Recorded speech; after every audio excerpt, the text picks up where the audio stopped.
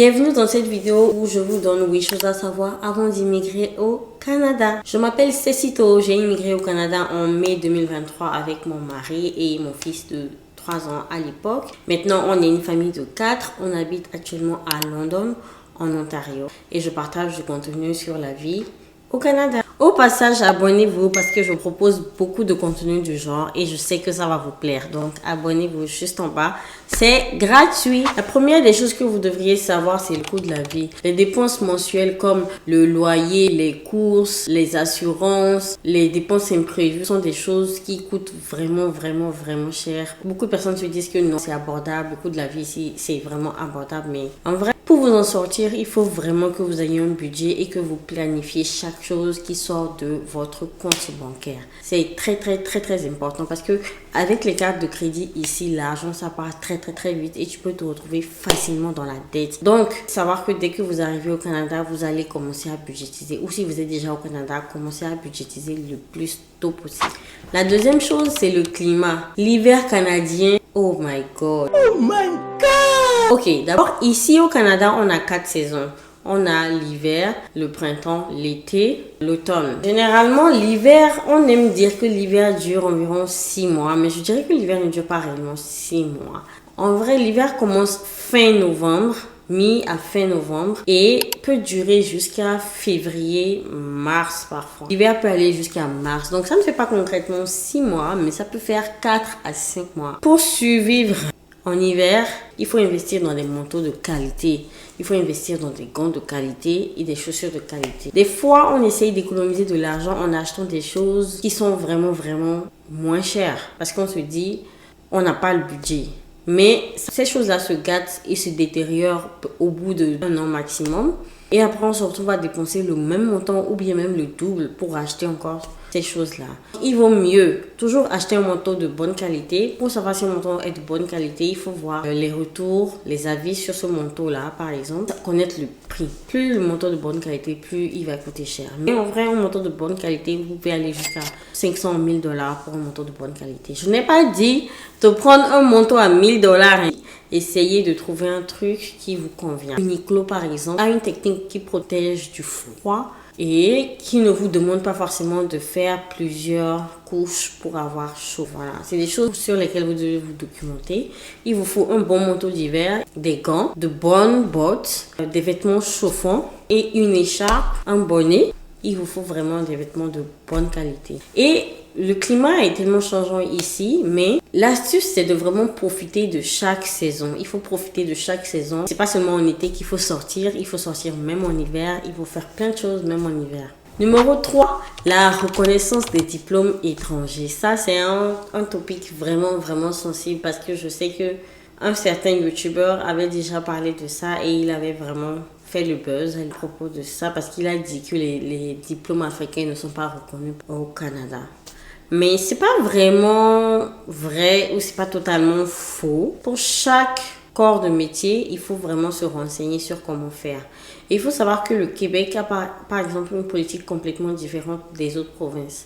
Donc, ce qui se passe au Québec, c'est pas forcément ça qui se passe dans les autres provinces. Donc, je vous invite vraiment à vous renseigner correctement avant de venir. Comme ça, vous savez déjà à l'avance ce qu'il faut faire et par quoi vous devez commencer. 4. La recherche d'emploi. Les gars, la recherche d'emploi ici au Canada, c'est un autre niveau en fait.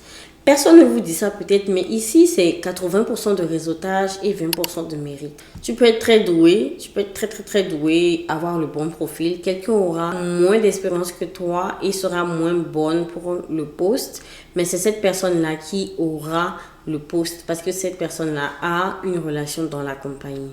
Voilà. C'est comme ça que ça fonctionne. On n'y peut rien, c'est comme ça que ça fonctionne malheureusement. Le réseautage représente 80% du travail à faire. Oui, dans certains cas, tu n'as pas besoin de réseauter et tout, mais quand même, ça reste et ça demeure une plus-value. Il faut vraiment que vous ayez ça comme atout dans votre poche. Avoir un CV qui est taillé au profil auquel vous voulez postuler. On ne prend pas juste un CV et on postule comme ça et on espère en retour que les gens nous appellent. Non, on adapte son CV au profil qui est recherché. Tous ceux qui ont cherché du travail ici vous diront que chercher du travail est un travail à temps plein. Donc, il faut vraiment être préparé mentalement pour ça. 5. Les différences culturelles. Vous n'êtes pas sans savoir que le Canada est un pays multiculturel et un pays avec une diversité incroyable, une inclusivité hors du commun. Il y a de tout ici. Ici, un pays vraiment, non. Il y a de tout, il y a de toutes les nationalités, il y a de tout ici. Et la majorité des gens peuvent se sentir à l'aise et immigrer en paix, sans se sentir indésiré ou indésirable. Non. Et donc, qui dit diversité dit forcément multiculturalité. Et donc, ça veut dire que vous allez être confronté à des chocs culturels auxquels vous n'êtes pas prêt. Vous n'êtes pas prêt pour certains chocs culturels. Vous n'êtes pas prêt quand vous allez à des endroits et que il y a tellement de choses qui pourraient vous choquer, puis juste parce que vous n'êtes pas habitué à ça. Et surtout, si vous venez vraiment d'un pays très conservateur, vous savez très bien que clairement l'Amérique va vous choquer. Clairement l'Amérique va vous choquer. Mais ce qui est bien ici, c'est qu'avec la diversité culturelle, vous avez vraiment une panoplie de choses. C'est-à-dire que vous avez des gens de l'Est qui viennent, qui ouvrent des restaurants, des gens de l'Ouest, des gens du Nord, du Sud. Il y a des gens de partout et c'est ça qu'on aime, c'est ça qu'on apprécie. Quand je travaillais à Dollarama par exemple, je voyais vraiment beaucoup de personnes, parce que j'étais en contact avec la clientèle, je voyais vraiment des gens de partout, des Américains, je veux dire des gens des États-Unis, je voyais des Somaliens, je voyais des Russes, je voyais des Indiens, il y avait vraiment un peu de tout, même des personnes venant des endroits dont vous ne pouvez même pas vous imaginer. Voilà. 6. Les procédures administratives. Moi, ce que j'apprécie beaucoup ici, c'est que les procédures administratives sont simplifiées. Si tu veux faire certaines choses, la majorité du temps, tu peux le faire de façon digitale, tu peux le faire en ligne, tu peux le faire... Par exemple, si tu veux prendre un rendez-vous à la banque, tu peux le faire en ligne directement. On essaye de t'empêcher de te déplacer autant qu'on peut. Quand tu ressens vraiment le besoin de te déplacer pour un service, là, tu y vas. Mais si ils peuvent offrir ce service en ligne, crois-moi, ils vont pas hésiter. Malheureusement, pour certaines procédures, pour certaines choses, c'est vraiment long parce qu'il y a parfois un manque de personnel. Mais je dirais qu'en général, au niveau des procédures administratives, honnêtement, ça va. Moi, je me suis jamais plainte. Mon mari non plus ne s'est jamais plaint au niveau des administrations, que ce soit au niveau de la banque, au niveau de l'administration publique. Honnêtement, ils font des efforts et ça, il faut vraiment le reconnaître et l'apprécier. 7. Le système de santé. Beaucoup de prestations de santé sont couvertes par le gouvernement. Certaines prestations ne sont pas couvertes. Ça, c'est vraiment des prestations très précises et très, you know what I mean.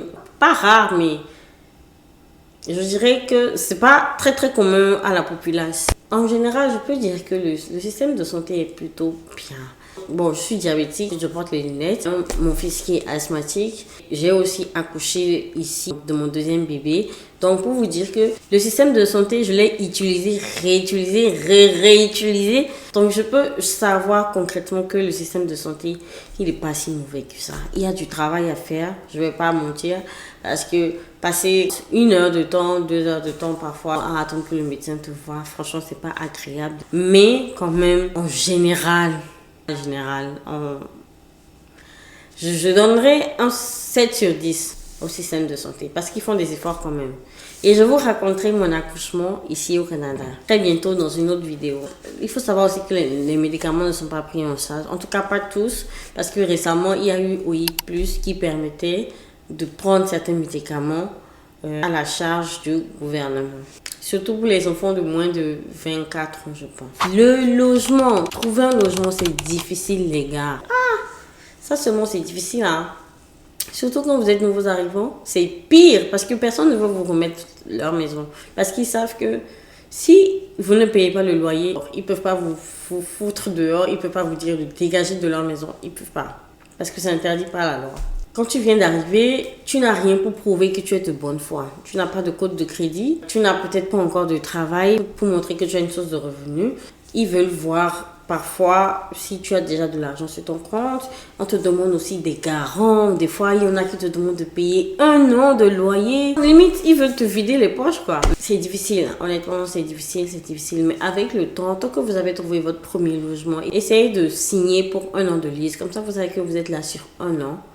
Et vous payez mois par mois. Vous allez pouvoir vous projeter à la fin de ce lease. Vous aurez non seulement un antécédent avec un autre propriétaire.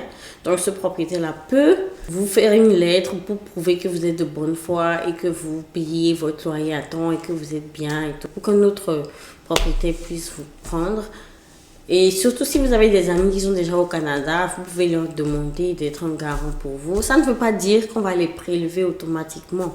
Ça veut juste dire que si vous n'arrivez pas à payer votre loyer, le propriétaire peut directement les contacter en leur disant, voilà, j'ai tel et tel problème avec telle personne qui refuse de payer son loyer. Oui.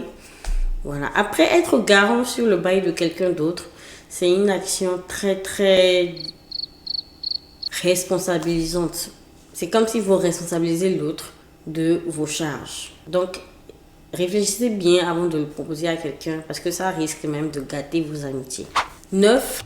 Le choc de la solitude. Ce pays est un pays très très solitaire. Et c'est pareil pour beaucoup de pays occidentaux. Quand tu vis dans les pays occidentaux, tu découvres ce que c'est que la solitude. Ce qui est totalement contraire à ce que nous, on connaît en Afrique. Nous, on connaît tout ce qui est social. Avec les voisins, par exemple, on est comme ça. Les voisins, c'est la famille.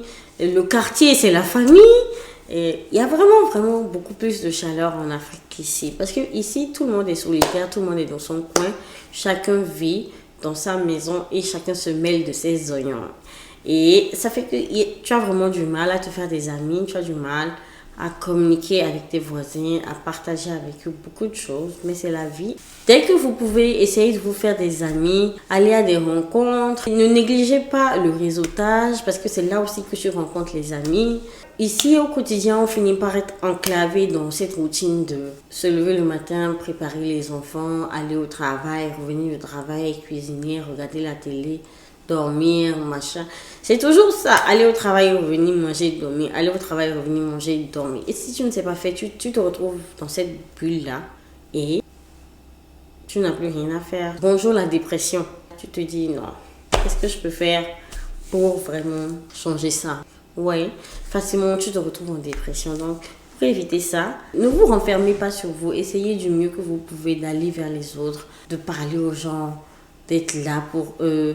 Et en retour, ces gens aussi seront là pour vous. N'hésitez pas à demander de l'aide quand vous avez besoin. Au pire, la personne dira non et vous saurez que vous ne pouvez pas compter sur cette personne-là. Mais les amis sont là pour ça. Quand on n'a pas la famille à côté, on peut au moins compter sur les amis.